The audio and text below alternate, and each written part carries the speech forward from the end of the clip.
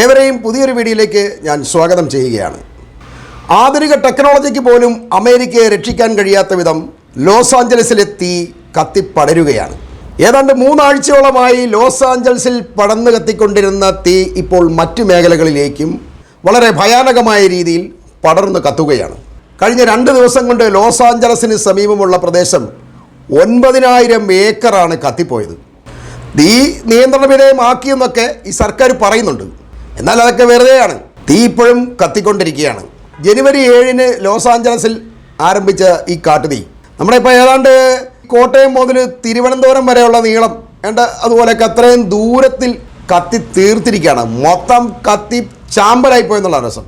എന്നിട്ടും അമേരിക്കയിലെ അഗ്നിശമന സേനയ്ക്ക് തീയെ ഇതുവരെ നിയന്ത്രിക്കാൻ കഴിഞ്ഞിട്ടില്ല എന്നുള്ളതാണ് അത്ഭുതം. ഇനി ബാക്കിയുള്ള പ്രദേശത്തും കൂടി ഈ തീ ഇങ്ങനെ കത്തിപ്പടരുന്നതുകൊണ്ട് എത്രയും വേഗം ആൾക്കാരെല്ലാം കെട്ടി റെഡിയായിട്ടിരുന്നു തീ നോക്കിയിരിക്കേണ്ട, സ്ഥലം വിട്ടോളാൻ ആണ് ഗവൺമെൻറ് പറഞ്ഞിരിക്കുന്നത്.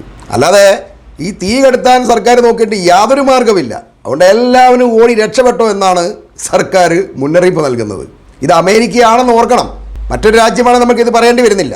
അതുകൊണ്ടാണ് ഇത് വാർത്തയുമാകുന്നത്. ഇപ്പോൾ ലോസ് ആഞ്ചലസിന് സമീപമുള്ള സാന്താ ക്ലാരിറ്റ ടൗണിൻ്റെ വടക്ക് പടിഞ്ഞാറൻ ഭാഗത്തായിട്ടാണ് തീ കത്തിപ്പടർന്നുകൊണ്ടിരിക്കുന്നത്. ഈ ഏരിയ ഏതാണ്ട് ഫോറസ്റ്റിൻ്റെയൊക്കെ ഒരു ഭാഗമാണ്. അതുകൊണ്ട് തന്നെ തീ കത്താൻ നല്ല സൗകര്യമാണ്. ഫോറസ്റ്റ് മുഴുവൻ കത്തിപ്പോയി. എല്ലാ കൊല്ലവും ഈ തീപിടുത്തം ഇങ്ങനെ ഉണ്ടാകുന്നതാണ്. പക്ഷേ ഇത്രയധികം തീപിടുത്തം അമേരിക്കയിൽ ഇതുവരെ ഉണ്ടായിട്ടില്ല. എല്ലാ കൊല്ലവും ഉണ്ട്. ഈ കാറ്റും മഴയും തീയും എല്ലാം അമേരിക്കയിൽ എല്ലായിടത്തെയും പോലെ ഉണ്ട്. പക്ഷേ അതൊന്നും വലിയ വാർത്തയാകാറില്ല. പക്ഷേ ഇത് അതിഭയാനകമാണ്. 40,000-ത്തിലധികം അഗ്നിശമന സേനാംഗങ്ങൾ രാവും പകലും പണിയെടുത്തിട്ട് ഈ തീ കെടുത്താൻ പറ്റുന്നില്ല എന്നുള്ളതാണ് അത്ഭുതം. തീ ഇങ്ങനെ പടർന്നുകൊണ്ടിരിക്കുകയാണ്. ഒരു വിധത്തിൽ അവർ നോക്കിയിട്ട് നിയന്ത്രിക്കാൻ കഴിയുന്നില്ല. വിമാനത്തിൽ കൊണ്ടുവന്ന് വെള്ളം ഒഴിക്കുക, മറ്റേ രാസപദാർത്ഥങ്ങൾ വിതറുക എല്ലാം ചെയ്തിട്ടും ഒരു രക്ഷയില്ല. ഇതിങ്ങനെ പിന്നെയും കത്തിക്കൊണ്ടിരിക്കുകയാണ്. നമ്മളെല്ലാം ആലോചിക്കുക, ഈ തീ ഇങ്ങനെ കത്തിപ്പടരുമ്പോൾ ആൾക്കാർക്ക് ഇതെല്ലാം എടുത്തുകൊണ്ട് ഓടിക്കൂടെ എന്നുള്ളൂ. പക്ഷെ അതല്ല, അത് പറ്റില്ല. കാരണം ഇതിന് വളരെ ശക്തിയായി കാറ്റടിക്കുന്നുണ്ട്. ഈ കാറ്റടിക്കുന്നതുകൊണ്ട് തീയുടെ വരവ് നമുക്ക് പെട്ടെന്ന് അറിയാൻ കഴിയില്ല. ഒരു വണ്ടി പോലും എടുത്തുകൊണ്ട് പോകാൻ കഴിയുന്നില്ല എന്നുള്ളതാണ് ഏറ്റവും അത്ഭുതം. വലിയ വില കൂടിയ വണ്ടികൾ ഉരുകിപ്പോവുകയാണ്. ഈ തീയിൽപ്പെട്ട് ഉരുകിപ്പോവുകയാണ്. അതൊന്ന് എടുത്ത് മാറ്റാൻ അവർക്ക് കഴിയുന്നില്ല. ആൾ രക്ഷപ്പെടുമോ അതോ വണ്ടി രക്ഷപ്പെടുത്തുമോ? അങ്ങനെയാണ് ഇപ്പോൾ അമേരിക്കയിലുള്ള ഈ ആൾക്കാരുടെ അവസ്ഥ. എന്നിട്ടും സർക്കാർ പറയുന്നത് തീ നിയന്ത്രണ വിധേയമാണെന്നാണ്. അങ്ങനെ പറഞ്ഞുകൊണ്ട് തന്നെയാണ് ആൾക്കാരോട് പറയുന്നത് നിങ്ങളെല്ലാം ഓടി രക്ഷപ്പെട്ടോ എന്ന് പറയും. തീ നിയന്ത്രണ വിധേയമാണെങ്കിൽ വരെല്ലാം ഓടി രക്ഷപ്പെടണം. ഇതുവരെ ഏതാണ്ട് 10,000-കണക്കിന് ഏക്കറുകളാണ് കത്തി നശിച്ചിരിക്കുന്നത്. അതുപോലെ 28 പേര് മരിച്ചിട്ടുണ്ട്. തീ ആദ്യം പടർന്ന് പിടിച്ച ഈ ലോസ് ആഞ്ചലസിലെ ഈ ഹോളിവുഡിൻ്റെ ഒക്കെ ഏരിയ ഉണ്ട്, പാലിസൈഡ്സ്. അവിടെ നിയന്ത്രണ വിധേയമായി എന്ന് സർക്കാർ പറയുന്നുണ്ട്. അവിടെ ഉണ്ടായിരുന്നതെല്ലാം കത്തി തീർന്ന്. ഇനി അവിടെ പുല്ല് പോലും ഇല്ല കത്താൻ. എന്തെങ്കിലും കത്താനൊരു സാധനം ഉണ്ടെങ്കിൽ മാത്രമല്ലേ തീ പിടിക്കത്തുള്ളൂ. അവിടെ പോയി നിയന്ത്രിച്ചു എന്ന് പറയുന്നതിൽ എന്നാ കാര്യം ഇരിക്കുന്നു? അവിടെ എല്ലാം കത്തി തീർന്ന് വെറും മരുഭൂമി പോലെ എല്ലാം കരിഞ്ഞ് ചാമ്പലായിട്ട് കിടക്കുകയാണ്. നിയന്ത്രണ വിധേയമൊന്നുമല്ല, ചുമ്മാ പറയുന്നതാണ് ഇതൊക്കെ. കത്തി തീർന്നതാണ് നിയന്ത്രണ വിധേയം. അതിൻ്റെ മുകളിൽ കുറച്ച് വെള്ളം കൂടെ ഉണ്ടാവുകയും അതല്ലേ ചെയ്തിരിക്കുന്നവരിപ്പോൾ. അത് തീ കത്താതിരിക്കാൻ ശ്രദ്ധിക്കുക എന്നുള്ളതാണ് നിയന്ത്രണ വിധേയം എന്ന് പറയുന്നത്. ഇത് അവർക്ക് കഴിഞ്ഞിട്ടില്ല. അത് കാര്യം അമേരിക്ക വലിയ രാജ്യമൊക്കെയാണ്. അതുകൊണ്ട് വല്ല കാര്യമുണ്ടോ? അവർക്ക് ആധുനിക ടെക്നോളജി ഉണ്ട്, എല്ലാ സൗകര്യങ്ങളും അവർക്കുണ്ട്.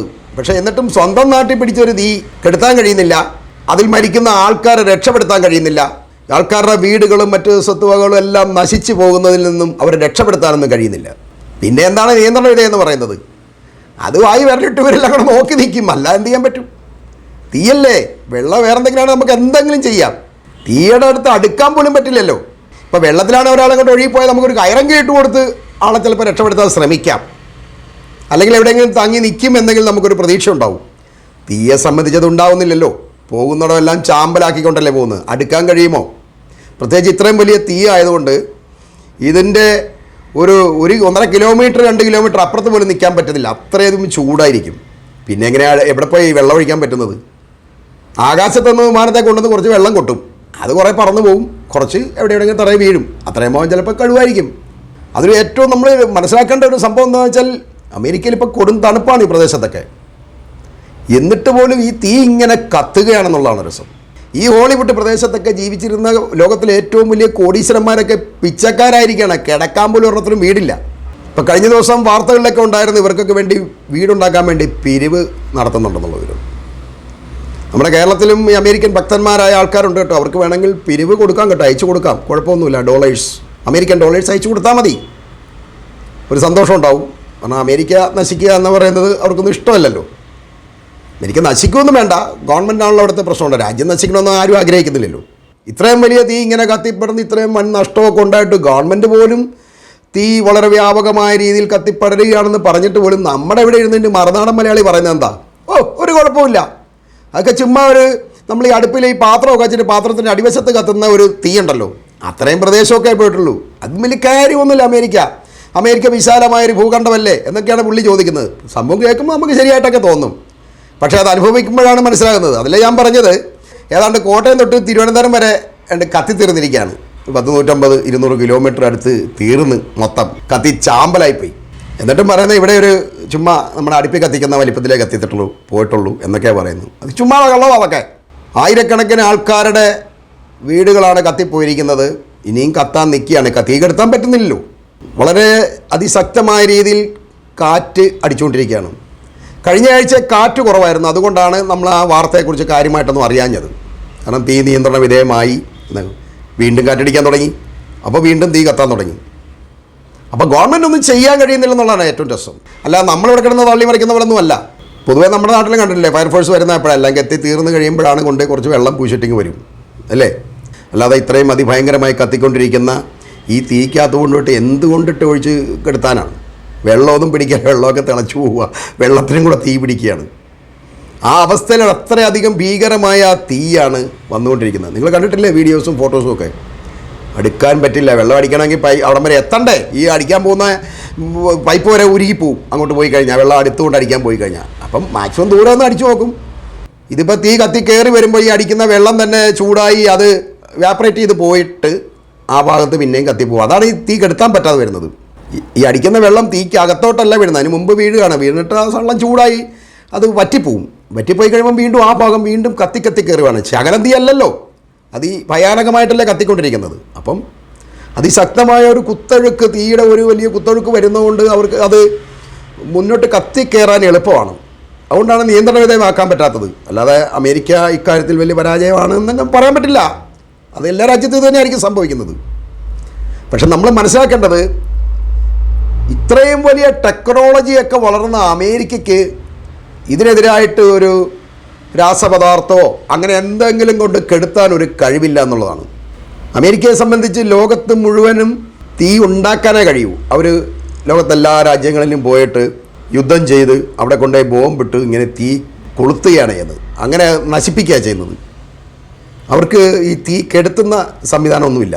അതിപ്പോൾ മനസ്സിലായല്ലോ, ലോസ് ആഞ്ചലസിലെ കാര്യം കൊണ്ട് നമുക്ക് കണ്ട് മനസ്സിലായി. അമേരിക്കയുടെ കയ്യിൽ തീ കെടുത്താനുള്ള ഒരു സംവിധാനവും.